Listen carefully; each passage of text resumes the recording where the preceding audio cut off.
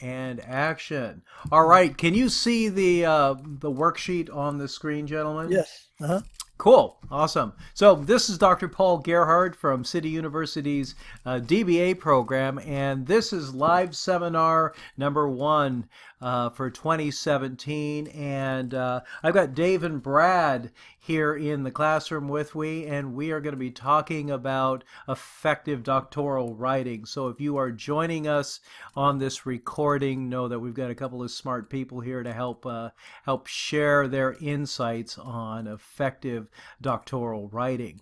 I want to start in today by directing you towards one of the most famous bodies of work, and this should be our goal as doctoral writers, is we want to help enhance the literature, but as scholars, it's also our charge to be able to synthesize and evaluate the literature to help bring new ideas and insights into whatever organization that we're working with, and also fill the void in the literature too with what we do. What we're looking at here is, you notice it's a table that talks about using Bloom's taxonomy, and even more so being able to distinguish the different levels of Bloom's taxonomy. Has either of you ever heard of Bloom's taxonomy before, and what do you know about it, if so? Never. Okay. Dave, how about you, Brad? Have you ever heard of Bloom's before?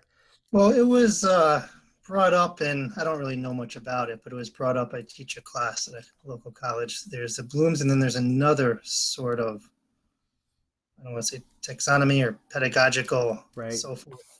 Um, I'm not too familiar with blooms, though. Yeah, that's all right. So I will send out this handout because it really is should be our goal as doctoral writers to reach the highest levels of writing, and that really has to do with synthesis and evaluation. As you look at each of these different levels, you'll notice that we probably are doing all of these on a regular basis, but being very, very clear that it should be our goal to reach for the highest levels, synthesis and evaluation, as we write in order to distinguish us from people who are writing at lower levels. So it takes time to develop skill. Dave, I know that you as a martial artist probably didn't start out with the ability to handle conflict situations as well as you can handle it now. And what did it take for you to get good and achieve the success that you're at right now? Repetition, repetition, repetition. You got it. Yep. That really is the key to success in any organization. So recognizing where you are at and then recognizing what the masters are doing truly helps us take our skill level to the next level. You'll notice that at the synthesis level, we integrate and combine ideas, sources, and articles into making something new and a whole. So we can take a look at other industries and studies found in other industries and be able to evaluate for ourselves, is this applicable in different arenas? And if so, what other ideas can emerge from using this and combining with other materials? Draw together ideas into a thematically written research review. And so if we think about, even in our discussion questions, if we are aware of what the goal is of what we're writing about and researching, we should be able to scan the literature using the right combinations of words in order for us to help really illuminate how we can use the ideas of what researchers have found in new levels. So I'll send this out. You obviously can read this, but do recognize that the highest levels that we ultimately want to achieve, and hopefully your doctoral team, when you are working on your dissertations, they'll help guide you through to make sure that you're accomplishing the synthesis and analysis and evaluations in your paper. Any questions about blooms before we go on and touch the nitty gritty of APA writing? No, it's good. Looks like a good piece to add to our knowledge base. Yeah, for sure. It absolutely is. Thank you. I hope you guys enjoy it, and if you guys do have questions as you look at it later, that you don't hesitate to ask about it. All right. So let's get into my goal for each of you. You'll notice in almost all of our classes, because we are a doctoral program and we want to maintain our accreditation and also be seen as the #1 DBA program in the United States. And so it's your hard work and our clear standards that helps you meet our objectives of making your degree reputable. And APA writing is one of those things that we do in academia that helps distinguish a good program from a great program. Our writers should be able to think critically and be so familiar with the literature, what's in the literature, to be able to help clients or help your organization take what they're doing to next levels, because you have been very successful in being able to evaluate the material and other people's research out there. And so you know what tools are available and what bodies of knowledge are out there. It's our goal also that you help contribute to the body of literature that's out there. Your dissertations will be published and accessible by the whole world. So if you're not a published author yet, you will be. And we don't want to be embarrassed because we've allowed you to graduate and you don't look as scholarly as other people in other programs. And so that's why I've been gently reminding and coaching people in our private feedback and in general comments in my feedback in our course rooms. Here's what you're doing well. Here are some opportunities that I see for you. So this is a sample APA paper that I pulled down from what I think is probably the best APA website out there, and it's from Purdue University. And this is, I found it by Googling APA sample Purdue OWL, using that as a search term. And Purdue OWL's got a really wonderful tutorial to help people understand some of the nuances and be able to use it as a reference as they do writing. But I would love for the three of us to go through and look at this document that's on the screen and be able to figure out what the author is doing. You'll notice the comments in green boxes and bluish purple boxes, what that's all about. So I'll be looking for this as you guys write your first paper that's due on Sunday this week. And hopefully you'll be able to use this sample to double check the work that you're doing. Take a minute and write this down. I really believe that good writing looks like a delicious sandwich. You've got a top piece of bread, you've got some cheese and some meat and some veggies, and then at the bottom you've got another slice of bread. And if you think about that packaging in that kind of visual sense, you could kind of look at a well-crafted paper the same way. Each paragraph really needs to feed the consecutive paragraphs. Give us an opening statement. Tell us what this paragraph is going to be about. That's the top piece of bread. The meat, cheese, and veggies are the examples. Almost every paragraph in a scholarly paper should have a citation in it. I know that in our class we ask for 2 citations, but in a paper generally speaking, it's better if you have more than one resource and you don't make a statement of fact unless you are supporting it with the literature. And so when you're writing a scholarly paper, you have to kind of create an outline and say to yourself, where do I want to end up? What am I looking for? Then you go and you use the scholarly database to see if you can find um, articles that are related to that topic. And as you go through the scholarly articles, and it's best in our program, we're a Doctor of Business program, so you can use documents like Harvard Business Review, and that is not a scholarly peer-reviewed journal, by the way.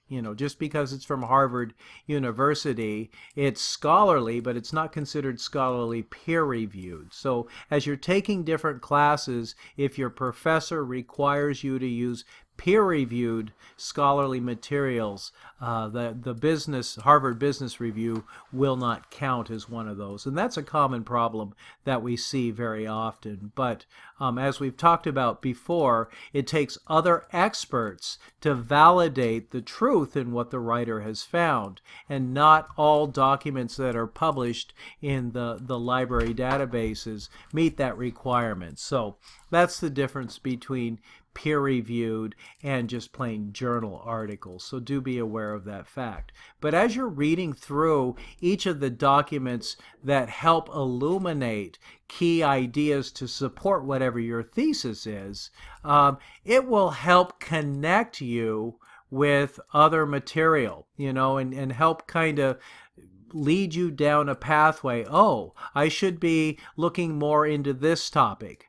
And so good paragraphs generally have at least one article to support it, but I highly, highly recommend that you you do some comparing and contrasting, and you're saying, likewise, this other author believes it too. So let's go through this document. There are 11 pages here. I'd love for you guys to share what you're seeing. This is the cover page. What do you see here on the cover page? What stands out to you? What are you doing right? What could you be doing differently? Hey, Dr. P, is it possible for you to make that bigger on your side? Yeah, I don't know what you can see and what you can't see. I apologize. It's a little hard.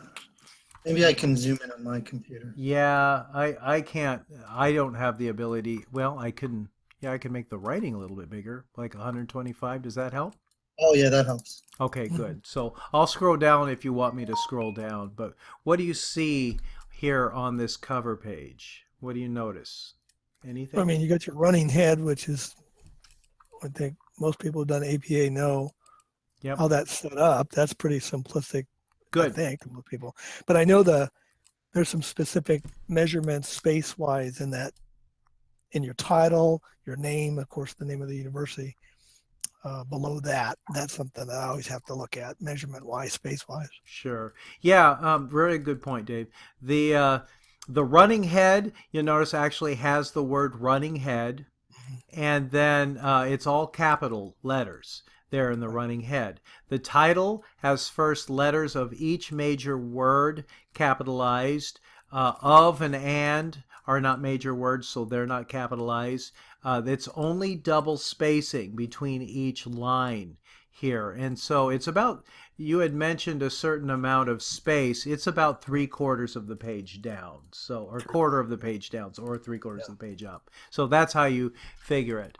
For our program, unless your professor says otherwise, you do not need the author note. Certainly for my class, you don't need the author note. So just having what the name of your paper is, our university name, City University of Seattle, and then your name is appropriate. The abstract, this is one that surprises me at the doctoral level. People still have some problems with. This is page 2. Their cover page is page 1, and it no longer says running head, but you still have a running head that's all in caps. But what do you notice as far as spacing? You don't have the gap. I mean, you go straight into double spacing. Good job. Yeah, and there's no space between the top and the heading, which is starts with a capital, abstract. Anything else about spacing that you notice, gentlemen?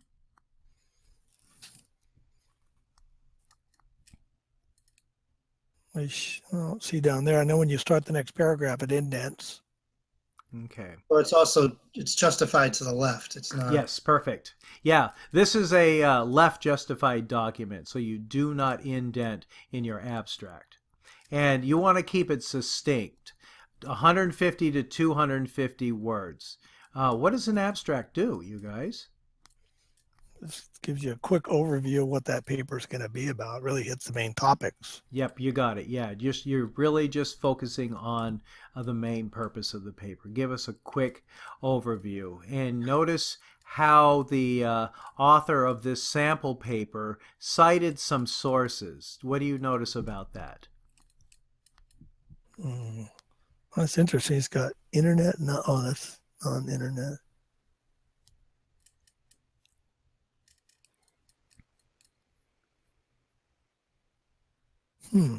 So he doesn't put, he just puts the year. Typically, you put the year, comma, and I mean, you put the name, comma, year in parentheses. Yeah. Yeah. So this is another way of saying, hey, someone else's work is supporting this work. So you can introduce authors by saying things like Butler and Cranton. Notice it's AND in this format. But later, you'll notice that it will be Butler ampersand Crat, comma, 2002, and that is all in parentheses. So that's just another way. There are lots of different ways to cite work, but I know that in our class, I've actually left private feedback saying, I noticed your citation wasn't quite right. You used and in parentheses when it should be ampersand and that's very common to make that mistake too. What, can you explain ampersand?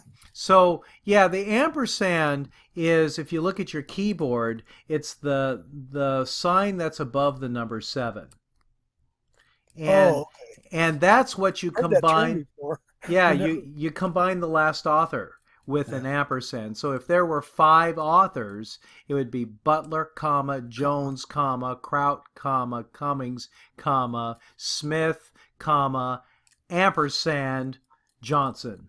right. And then date, comma, P period 129 or PP 129 dash 134, depending on Right. what pages. And we like to, in doctoral writing, we prefer not to use direct quotes, but to paraphrase the literature. And I think that may be a new idea to a lot of scholarly writers that jump into our program, because we are often taught to practice quoting other people. But the fact of the matter is, when we're working with clients, we probably won't remember the exact direct quote, but we do need to understand the meaning behind what the authors have said. So, and we should give credit to it. Right. So, I was going to say that's the main thing. Even if you paraphrase, you still get the credit, so you're covered there. yeah, for sure. So, whenever you use a direct quote, use the page numbers that direct quote is found in. When you are paraphrasing, it's still acceptable to use page numbers, but it's not necessary as long as you're saying who the authors are and the date of that publication. Why do you think the date in publications is important in APA writing? Especially when you're doing research, you're trying to propose something out there. You want stuff currently that's if it's within 5 years, for example, Yeah. it's given a lot more credibility to the fact that people are researching this and you have current information. Yeah, thank you. Especially in our world, the business world. Good Mhm. job, Dave. Yeah, And it also could differentiate if the same author has more than one article. yeah, oh, yeah, for sure. Yeah, good job. So sometimes when it's the same author and the same year, then we differentiate with lowercase a, b, and c. But yeah, absolutely. Sometimes the same author will also have publications from different years. So excellent point, Brad. So Can I Yes, please. Just going to back up in a couple questions before we leave the abstract. So in the abstract, when we cite here, we're not citing like I would normally in-text cite with name, comma, year, for example. Right. Are we not supposed to do that in the No, abstract? yeah, no, you absolutely can. This is Okay. just showing you a different way of Okay. also doing in-text citation. That's an excellent question. And So, then one more question before we yes. move further Yep. down. A lot of times I've done a lot of APA papers, and sometimes they don't want the number on the front page. Maybe that was years ago. Like number one, there's nothing there. Then it starts 2, 3, 4, 5, 6. Yeah, But and APA has changed. I know you've got a couple of graduate degrees, at least a couple graduate degrees, but you've probably found over the years that APA has kind of change. evolved. So, Yeah. yeah, as far as I know, page one is actually always your cover, and there will be a one on it. So, yeah, Okay. it's a good Perfect. question. And maybe you attended a university that actually was not using APA writing, and it was actually using MLA, and that may be one of the things that differentiates. I've never attended a university that had MLA Yeah, I think I've done requirements. all just APA, but Yeah. somewhere along the lines it was dropped off. That number one was dropped off, and I've always questioned that now. Yeah. I totally get that. You learn you learn things and then you wonder whether or not something has changed. That happens quite a bit. Anything And else that you guys notice about this I have, abstract? yeah, I have a question regarding the bottom. It says keywords. Yay, good job. Is that something I've never seen that before? So, yeah, that really is common practice when you're publishing a paper to put keywords and then you're writing what the keywords, I mean, as because it's one of the things that the library databases use to search a paper to help people find an article. In our program, like many other programs, it's common practice to use keywords there because it allows the reader to know what body of literature you're contributing to. So, now, where does that go somewhere? How does that help? Is it help in the database? How does it get into the database other yeah, than reading yeah, it? yeah, great question, Dave. Yeah, this is really all about um, computers being able to scan documents these days and just make Okay. matches. So yeah, it helps the reader and it also helps databases that are searching for words within documents when people are asking for it. So great question. Wanted to So say hi to Alexandra, whoever's there. Can you guys hear me? Yes. yeah, hi, welcome. Okay. I've never done this Google Hangout before, so that's actually my daughter's name, who's a Clemson student, and I'm using her account because I couldn't get on any other way. Okay. So So I who's will this? figure it out for the next one, but I'm Deb Miller, actually. Oh, Oh, hi, Deb. awesome, Deb. Welcome. I'm glad you're here. Thank you. And it I've looks been listening. I could get the sound, but I couldn't get it to work. But anyway, I figured out how to jerry rig it, and I'm here alias as my daughter tonight. And wonderful. It's nice to see everyone in person. It looks like there's one more person with us, but there's no name here. that could be. I have two Yeah, computers she has going. two If you up. see me looking to the side, that was Right. the one I was listening to you before I got Chrome going over here. So Okay, but that's awesome. me. If I turn it off, All right. So we've got today when we're recording this, Deb, and so I'll post the link to the recording too, so you Okay, guys great. can review this too. So we've got Brad, Dave, and Deb with us today for those of you who are listening to the recording. And welcome everyone. I'm glad each of you are here. We're looking at a sample paper with an abstract, and in the blue and green boxes, it talks about some of the key things that we need to know as doctoral writers about formatting a paper. I was about to reiterate the fact that abstracts really should be no more than 250 words.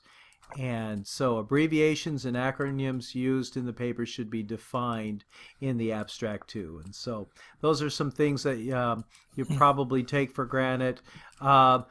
Do notice that the word abstract is centered and it's in 12-point Times New Roman. So in some programs, they let you deviate from that, but if you want to be sticking with true APA format. If it's a requirement of the syllabus that your professor sends out to you, it's always best practice to recognize the rules of the game, if you will, when you're there. So doctoral papers are written in, unfortunately, the same common type, and that happens to be Times New Roman. So each of you will get a copy of Bloom's taxonomy and the sample paper, and I'll post that in our Blackboard room, and I'll try to send that to you after the recording is sent off. Any other questions or comments or observations about the abstract? This is not about the abstract, but I was just wondering. I already submitted my paper. Awesome. So, well, maybe awesome, maybe not. But when do we get a report back? As you submitted, it says you will get a report back, and then you'll get a second chance to resubmit it to fix all the little errors. But I haven't received any report, or I don't know how I will receive the report or when I will expect to receive the report. That is a really good question. There are things that go on in our program that I don't know about. We used to have a program that would automatically check for spelling errors, grammar errors, and also plagiarism. And I haven't taught this course for a year. I took a little break, so I don't know what we have now. So if that's something that I could find out, though, I'll write that down. Because I don't know the answer to that question. I'm glad Deborah brought that up, because that was one of my questions. I know I read that it said you could submit it, then they send it back to you and make any corrections, and then you can only send it in the second time it's done, it's final. So. All right. What's the name of the program? I'll ask the director about that. That's a good question. Let's see. It's in. I can look it up on the other computer. Yeah. Thank you, you guys. That's a really great question. I don't know, but once I find out, I'll share that with everybody. That we all should know. I want everybody who wants an A to earn an A by meeting our standards, and you should have every opportunity to submit high quality work that helps build our reputation. So, and you practice our expectations. Is it the smart thinking link? Safe assign. Okay, yeah. So we still have Safe Assign. So No, that's Safe Assign. Yes, that's what it is. yeah. So I'll ask our director about Safe Assign and when you'll get the paperback. I'm writing that down. Well, I'm looking at it. I have maybe a new development here. Okay. But, I'm not sure if I should click on it or not. Right. But, I don't know what to make out of it, to be honest. Yeah, I don't. On my end, I've never had that question before, and I just get the final paper. So I do see sometimes when I get 2 iterations, I'll only grade the second iteration, but it tells me when you've submitted more than one document, and I'll just go to the second document with the assumption that you've made the corrections for that were required. So good question. I'll get back to everybody, and I'll send out the answer on Blackboard. And if you have further questions about that, don't hesitate to ask. We're moving into page 3. What do you guys notice in this sample paper that I've put on the screen? What do you see? The writing, the introduction starts right away without the word introduction because it's assumed. Okay, good. Yeah, thank you. You should have some kind of heading in your paper, but do be aware of, introduction really is kind of an assumed thing. So set your paper up for success by giving us a nice a good heading. You certainly use the title of the paper as your heading. So good. And it is centered. So that is a level 1 heading. What do you notice about a level 1 heading, ladies and gentlemen? Just help clarify what a level 1 heading is.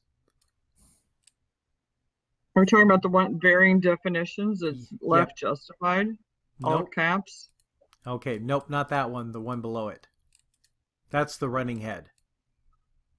Okay, so centered. Good. Perfect. Under Yeah. lower. Anything else you notice? Well, it's double spaced. It Not is. bold. Good, and not bold. Here's the deal with the first heading.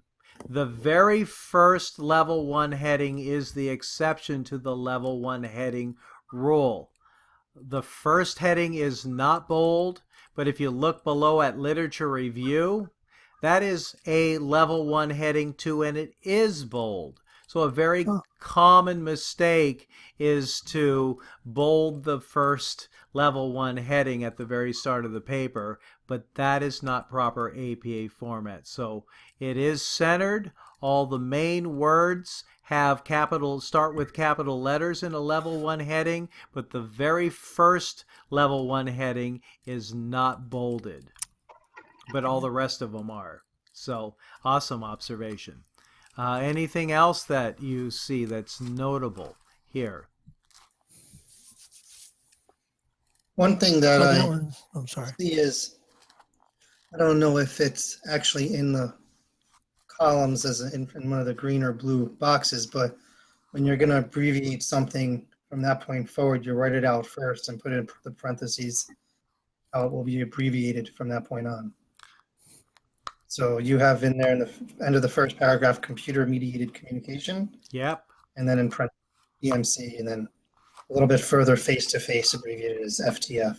Yeah, perfect. Good job. Yeah, first time you have to write it out and right next to it put the parentheses, and from there on out you can use FTF, whatever that abbreviation is. Perfect. Good example.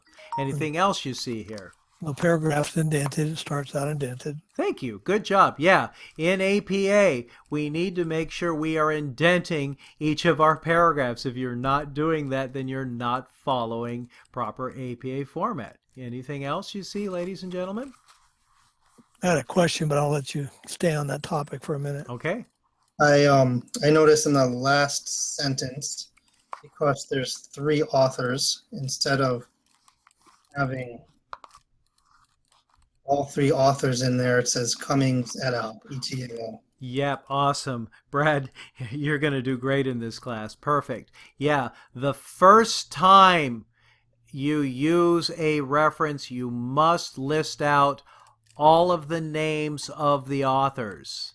Then, if there are more than 3 authors, then you can use et al. In this format. So, good job. Great observation. So, some people are just using the first last name of an author, but it's not really authorized until you've actually listed all 3 authors out. So that is a common mistake in APA writing. So good catch, Brad.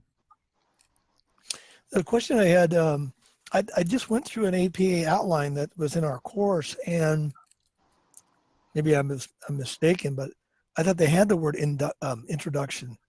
Yeah, it's absolutely acceptable. You can use the word introduction, or you could choose not to. So yeah. And I also thought they said not to bold any of those titles, subject titles or section titles. So I made sure I didn't ever bold anything. Yeah, no. Level 1 headings need to be bold except for the very first. So I'm curious where you found that. I've never heard that. I don't remember seeing that anywhere in the course. Yeah, actually, I had them bold. I had them bold, and then I went back and took them all the bold off. Oh. So I'm gonna go find out where I read that from. Yeah, good job. And again, if you go to the Purdue OWL APA website, you'll see what the rule is for when to bold and when not to bold. So, and as we go through, we'll take a look at those different samples. So I'm glad that you asked, Dave. Thank you. Good. So let's look at this second paragraph. You notice that it's Cummings et al. 2002. And they're supporting their ideas here with examples now. They're introducing the idea, and then they're building up on the idea. And I want to go back to my analogy of the sandwich. You know, it's ideal if that last sentence kind of summarizes what you said. So just like giving a good presentation, tell us what you're going to tell us, give us the information, the facts, the supporting sample examples, and then tell us what you told us and tie it in to the next section. So think of a sandwich. You know, it's delicious. The top and the bottom look kind of very similar, and the ingredients are kind of eclectic, and they have some things that are related to what you told us you were going to tell us. So does that analogy work for you guys, the making a sandwich? Right. I'm getting hungry though, but yeah. I know. Sorry about, yeah, we're having a dinner situation. So is this Tanya? Yes. Tanya. Awesome. Hi. Wow, it's I'm- nice to see you. Welcome to class, Tanya. Thank you. Yep, thanks for being here. So hopefully, Tanya, I know you're coming in a little bit late, but we will. I will submit a link to this video so you can benefit from the start of the video. I'm glad you could make it today. Me So, too. Thank yep, you. Yep, thanks for being here. All right. So do pay close attention to really reading the comments on what makes a good APA paper and how to meet the requirements. What else do you guys see here that's worth noting?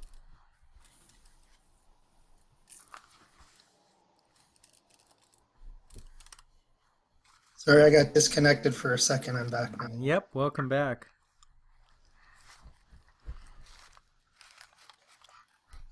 All right. So there's a note here in the blue. There are in-text citations that are direct quotes should include the authors, names, the publication year, and page numbers.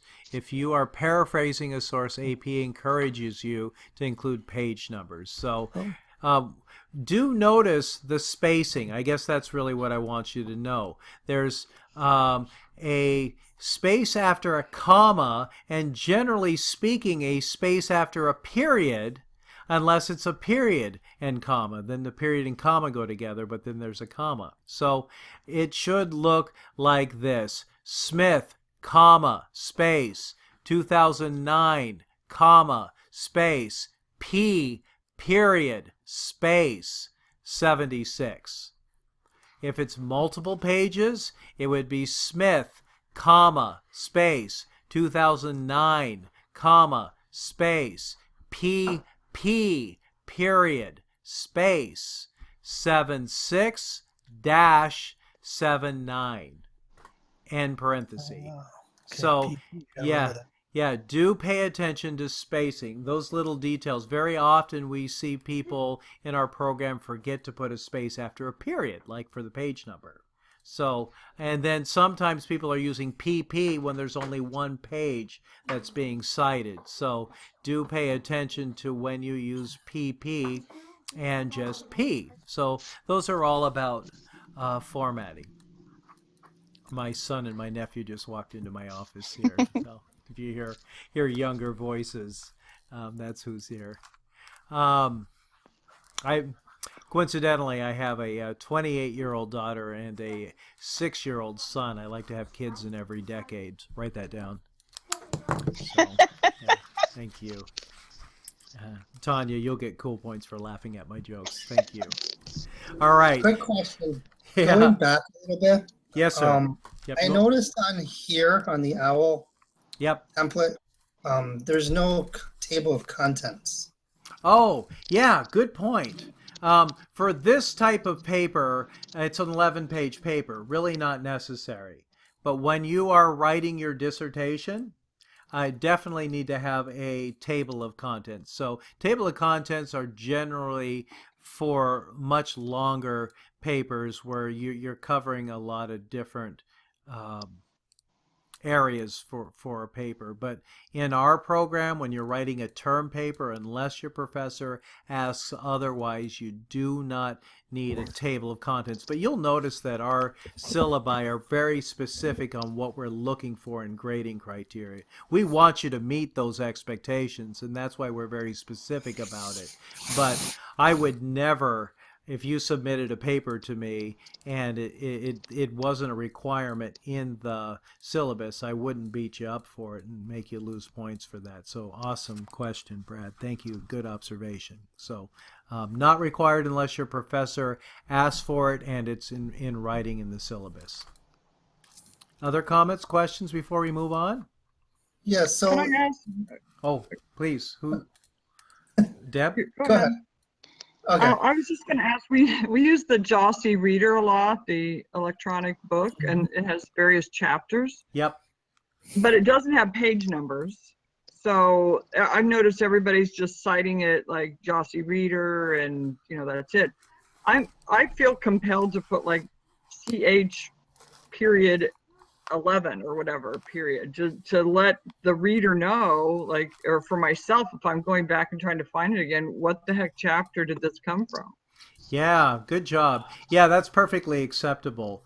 Again, pretend like you have a physical book in your hand when you are citing things. If no page number is available, generally speaking, we paraphrase. So, or we use paragraph. I apologize. So we use paragraph number. So that's an acceptable way of doing it. And as I mentioned before, in doctoral papers, unless the author is famous, like Martin Luther King, or if you cannot rephrase it in a different way without changing the meaning, then you paraphrase.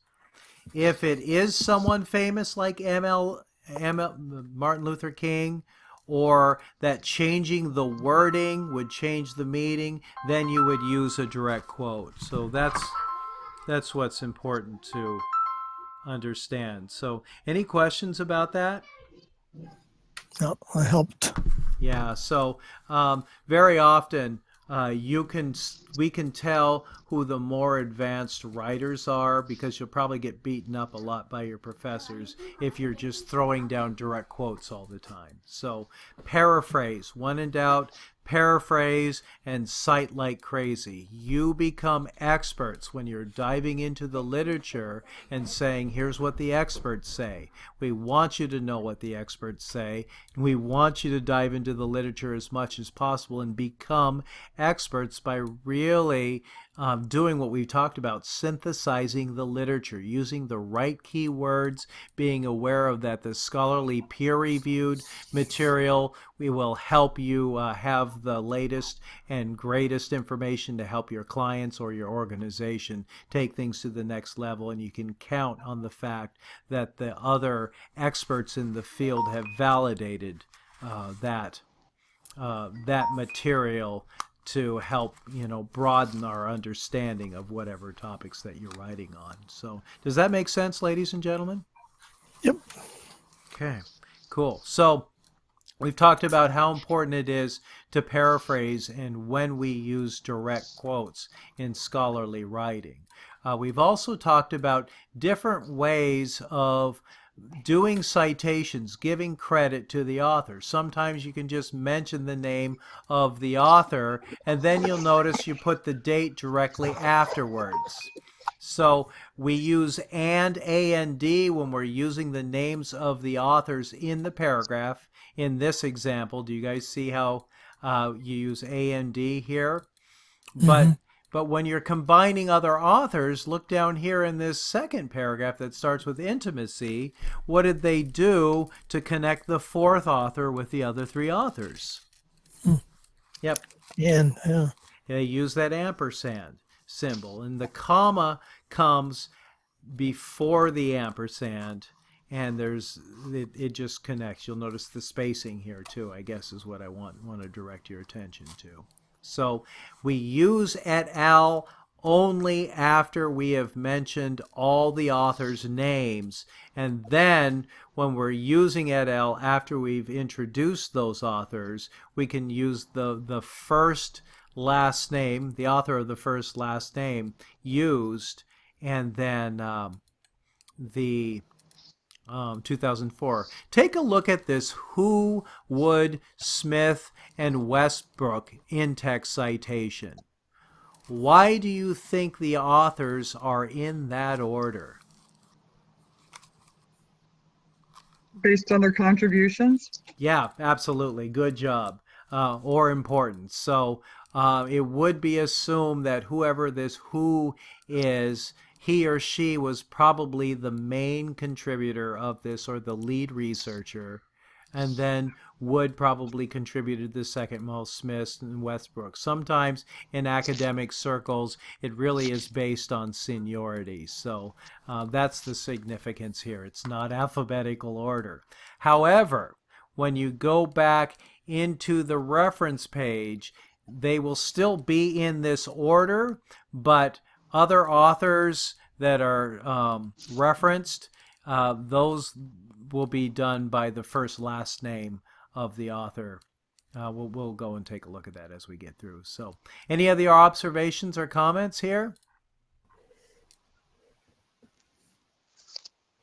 I can't think of What it. page are we on? This page, yeah, this is page 4 of the sample, and I'll send this Thank sample you. to everybody. Yep, thank you for asking. Good job, Deb. Let's talk about let's talk about an appendix. Yeah. Refer to the appendix in here.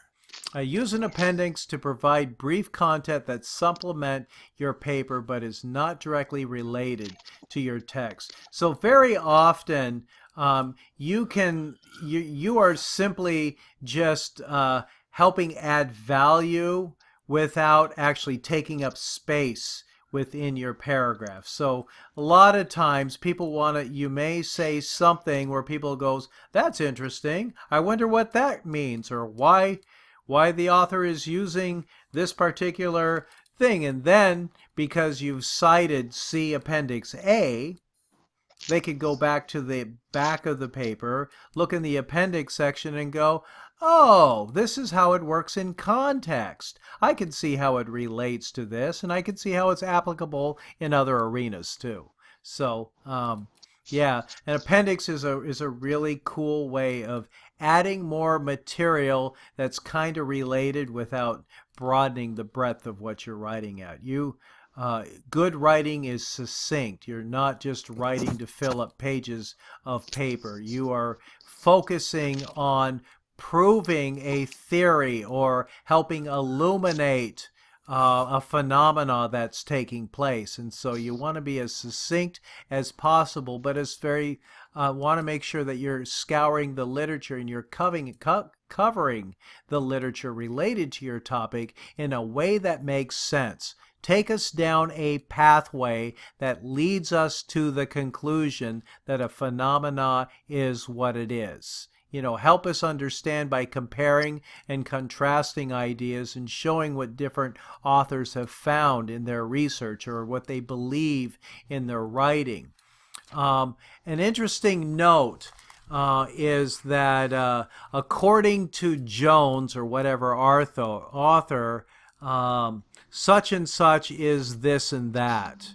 Be very aware of saying comments like Jones says. If he's not saying it exactly and you're paraphrasing it, it's what he apparently believes. So according to Jones, it appears that he believes that. Mm-hmm. Do notice that we avoid in APA writing using first-person pronouns. It's not even a good idea to say, according to the author, and you're referring to yourself just in order to meet APA expectations. You just say it as an expert. You say things like, big dogs like going on walks. If you believe that big dogs like going on walks. It's a terrible example. I'm not good at doing these things. But, you don't say, I believe this, or I had an experience when this happened. You make a statement as a matter of fact when it is something that you've experienced. And then you do things like say, Cummings, Kraut, and Keisler also believe that this. or a study done by Keisler and Johnson illuminated key articles that help us to believe that this phenomena is true. Does that make sense? So, yeah, if you make a statement of fact, you've got to find something in the literature that helps say you're not the only one that's found this. There are other authors that have done this. And so support your ideas if you're making statements of fact that happened. But do not say any of the pronouns. I, me. What are the pronouns? I, me. I'm kind of tired right now. So be very aware of first person pronouns, in other words, when you write. Scrolling down, we're on page 5. We talked about headings. There's no other headings here. Notice that these paragraphs don't take up full pages. That's another common mistake that I see in doctoral programs. Be very, very clear that paragraphs are left justified, they're indented, and they're very, very succinct.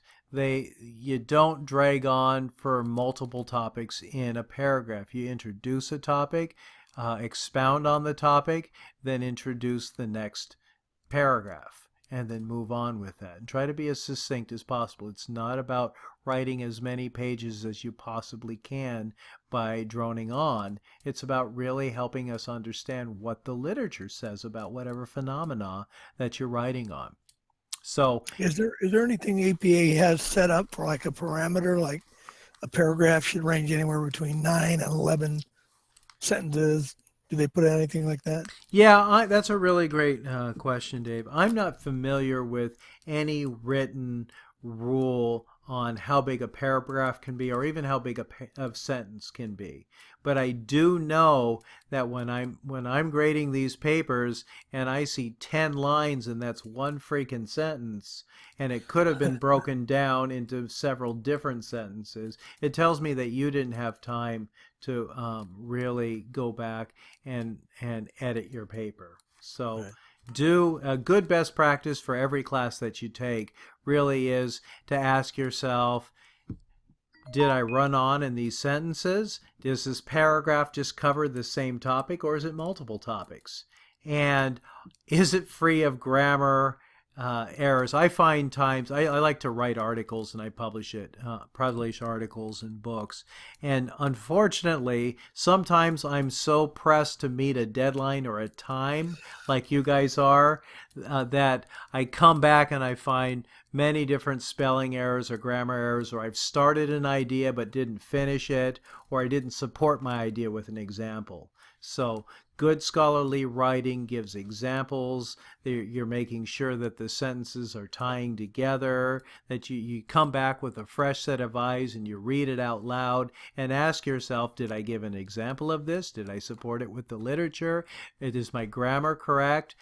Is my writing succinct? Does it make sense? Do my paragraphs flow well, and am I taking people down a path, or am I taking them down a zigzag path where I'm coming back and going forward and going back and then taking 2 steps forward? Don't do that. Walk them down the road so that at the very end people go, wow, that paper made sense. I really get that the first paragraph that told me that we were going to talk about this phenomenon, the value that it has to me. Now that I've done reading it, I can apply the concept, or it left me wanting more, or it gave me an action that I can help someone else understand related to the study or the literature. So really take I double dog dare you to go into the scholarly reviewed articles. Click the button on scholarly reviewed articles and take a look at it as if you were studying what did this writer do well. And you'll notice how they introduce concepts, how they support ideas from the literature, and how how they end things. So we're running close on time, and I'll be happy to answer any questions that we have. But you'll notice on page 6 that we have a level 1 heading and a level 2 heading. Paragraphs, generally speaking, have more than one sentence in them. So introduce your idea in the first sentence, support it in the second and third paragraphs. Level 1 headings are centered and bold, and major words are capitalized. Level 2 headings are left justified, and they're related to supporting level 1 ideas. So you'll notice that limitations of the study are related to the discussion, but it's a subcategory that supports the discussion. You'll also notice this level 3 heading. And level 3 headings are a little bit trickier because only the first letter of the level 3 heading is capitalized. Notice the second word is not. It's all bold, and it ends in a paragraph. But it works just like a level 2 heading in that it supports a level 2 heading, the superior heading. So that technical limitations is a subcategory of limitations of the study, and that's why that's a level 3. Do you guys get that concept? So Yeah, I've never noticed that. That's something interesting. it's a partner, and I like to think of it as level 1, the parent, level 2, the oldest child, the supporter of the parent of ideas, and then level 3, the youngest child. And so generally speaking, in our papers, we won't go beyond level 3, but there are level 4 and 5 headings to be aware of. But generally speaking, we don't go that far in depth. But they are subordinate to each other. So if you do a level 1 heading and do a level 3 paper, do you think I'm going to be smiling at you? No, I'll probably be using your name in vain behind your back. So that's my sense of humor. But in order to have a level 3 heading, you first have to have a level 2 above it. In order to have a level 2 heading, you have to have a level 1 above it. And so it works just like computer programming. You can't get to step 2 without having step 1. Those of you who do computer programming. So you'll notice that this author does a really good job of supporting, or they do a really good job of supporting their limitations with lots of level 3 ideas. And so each main limitation idea has its own level 3 heading that support it. Do take a look at, here's the final paragraph. They kind of sum things up. The conclusion restates the problem the paper addresses and can offer areas for further research. So you're just summing things up. And let's take a look at the references. Are the references double-spaced? Yes, they are. Are they indented? Yep, second line, yep. Yeah, reverse indented. They are reverse indented. Are there any extra spaces, by the way, ladies and gentlemen, between paragraphs and headings? No. Nope, it's just common double-spaced all the way through. If your paper is set up, or your Microsoft Word document is set up in double space, just hit enter once like you normally would. Notice references is not bold. That's the other exception to the level 1 heading rule. Maybe that's where I got that wasn't bold. I remember changing my reference was initially bold, and I remember changing it back to just not bold. Maybe that's where I'm confused, where I got that bold stuff. Awesome. Yeah, maybe that. Yeah, it's kind of it's confusing when you're getting back into it, but you're gonna soon find that here in your first class, I'll gently coach you. I'm the nice guy in the program. That's why they have me teach the first class. But other people, yeah, we're all nice. But we do recognize that the credibility of our program is having very clear standards and holding students accountable for it. So earn your A's by double checking your work. You'll notice this is the format for references. Notice the spacing after periods and commas. Notice that it is author ampersand before the last author. And then there's a space after the periods. And then there's the date and period. Notice that publication titles, I think I probably dinged somebody in our class, publication titles need to be in italics. So not journal article names, but the publication article. You notice this WHO reference is Journal of Computer Mediated Communication. Most of the journals, that's how we can tell what is a scholarly peer-reviewed article. Generally speaking, they have the word journal in it, by the way. So do notice it's last name, comma, first initial, period, space, middle initial, period, comma, space, last name, comma, space, first initial, period, comma. So if in the publication it has their middle name, you have to make sure that you are using the middle initial in there also. So not all authors use their middle initial. My name is Paul Leslie Gerhardt, and if I publicize something, I might put an L in there, and I may not, but you would at least have to put Gerhardt, comma, P space if that's what the publication said. Do notice that you have volume number and issue number. And there's no space between volume and issue, but the volume number is in italics also. Notice the page numbers, 103-108. There's no spacing in that whole number, and it ends in a period. So, ladies and gentlemen, I want to honor your time. Our seminars are 1 hour, and we just hit the 1 hour mark. I want to thank each of you for your valuable time in the program. We're going to have the next live seminar. I'm going to give you some leadership theory that you may or may not be familiar with. Do watch the video again if you need a refresher, and I'll send out those documents, I promise. And if you have questions, give me a call or send me an email. I'm here to help support your success. Thank you so much for your valuable time, ladies and gentlemen. Have a great day. Take care. Thank you, Dr. Gerhardt. Thank you. See you all Nice seeing online. everybody that we chat with. Bye. Kind of nice. You too. Awesome, you guys. Thanks so much. Have Bye-bye. a good Take care, everyone. Bye.